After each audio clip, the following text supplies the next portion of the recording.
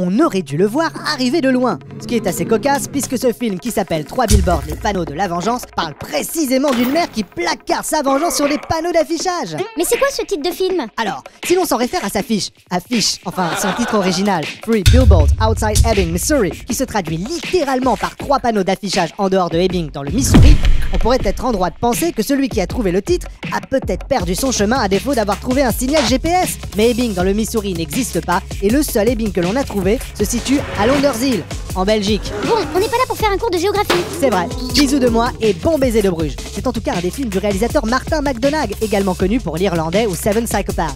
Alors, loin de nous l'idée de vouloir vous faire tomber dans le panneau, mais il était important pour nous d'afficher la couleur. Bref, le film dont nous parlons aujourd'hui est une pépite et on va vous dire pourquoi. On vous dit tout dans la Give Story de 3 billboards, les panneaux de la vengeance. Oh my god.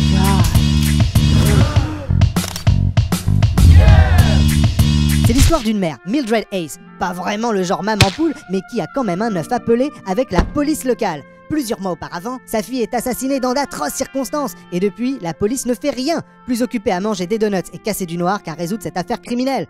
Elle décide alors d'envoyer un message à l'attention du bien-aimé chef de la police Willoughby. Et quoi de mieux que de louer 3 gros panneaux d'affichage au bord d'une ancienne route pour imprimer sa requête en gros caractères.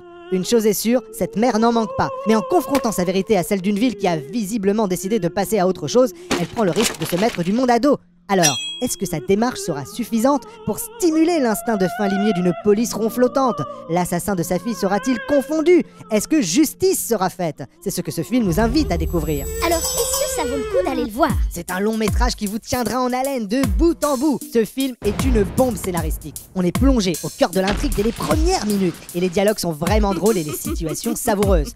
Si la psychologie des personnages est surprenante, parfois dérangeante, elle a le mérite de prendre le contre-pied de ce à quoi on pouvait s'attendre. Quitte à nous faire sortir de notre zone de confort. Oui, et cela faisait longtemps que l'on n'avait pas vu un tel concentré d'anti-héros dans un même film. Un shaker plein de twists, de rebondissements et de punchlines à l'emporte-pièce. Et bien que le cocktail soit relevé, certaines scènes de violence sont peut-être trop épicées et l'on aurait probablement pu se passer du passé de l'officier Dixon, ce personnage central de l'histoire, policier raciste et violent, connu comme le loup blanc dans sa ville pour avoir torturé des noirs. Bon, c'est vrai que ça semble être le point noir du scénario. En revanche, ce n'est ni son point d'orgue, ni son point final, n'est-ce pas? Oui, cela ne doit pas occulter les prestations de Sam Rockwell dans le rôle de Dixon, celui de Frances McDormand dans celui de Mildred, Woody Harrelson dans celui de chef de la police ou encore l'apparition de Peter Dinklage dans celui d'un nain amoureux transi mais grandement réaliste. Bref, ce film fait définitivement partie de nos coups de cœur, on vous le recommande vivement. Et ça, c'est déjà pas mal. Attendez, ne partez pas! Une histoire, ça se partage. Mettez-nous un pouce! Ou un commentaire.